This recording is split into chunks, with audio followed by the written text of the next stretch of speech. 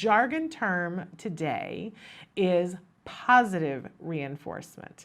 Okay, this is something that I think a lot of people talk about it, but it's very easy to get it wrong. So let's take an opportunity to look at what our actual definition for positive reinforcement is. Positive reinforcement is strengthening a behavior by providing a consequence an individual finds rewarding, thus making it more likely that the individual will engage in the behavior again.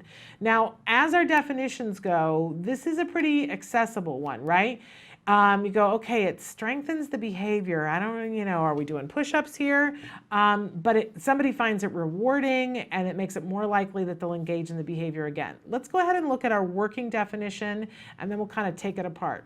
So our working definition, positive reinforcement is the addition of a reward following a desired behavior.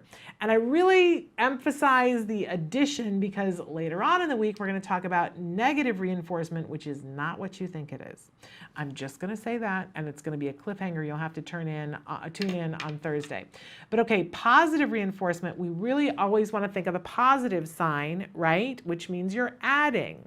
And when we add, we bring something else to it, right? So for positive reinforcement, we're adding something, some sort of a reward, and it comes as a consequence for a desired behavior.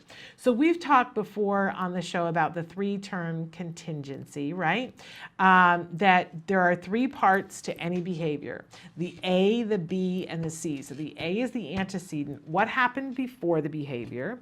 Then there's the B, which is the actual behavior, and the C, which is the consequence. And remember, we think mistakenly that we should control the behavior, we need to get in there and, do this to the behavior, right? Except that that's kind of foolhardy because we really don't have all that much control over anyone's behavior except our own. And sometimes it feels like we don't have control over our own, right? The child is sitting there, and this is why we get frustrated. The child is sitting there and sticking their hair in their mouth. And what do we say to them? Don't do that. Stop that. Stop doing that, right? And then we try to pull their hand away, and then it gets into this tug of war. If they really want to do it, it's really hard to change the behavior.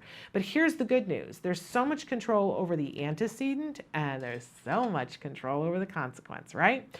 So when we are doing positive reinforcement, we're stepping in and we're taking control over the consequence of something. So when we see a behavior that we like, we give the consequence for it of something that's really, really rewarding. And it's so rewarding that it makes it more likely that the person will engage in the behavior again. Now, this is the sticky part about positive reinforcement. It's only a positive reinforcer if it does make the behavior happen more often. This is where we get off track all the time as human beings, right? I might think to myself, oh, you know what I'd like? You know what I would like? I would like it if I came home and the house was vacuumed. That's what I would like. So I mistakenly think, well, that's probably what my husband would like too. I know before he comes home from work, I'm going to vacuum the living room rug to make him happy. Except, guess what? That's not what's reinforcing to him. That's what's reinforcing to me. And if I want my husband to come home and be in a good mood and I vacuumed the rug for it going, it's reinforcing to me, but it's not to him, it's not going to make it more likely that he comes home in a good mood. I just wasted my time, right?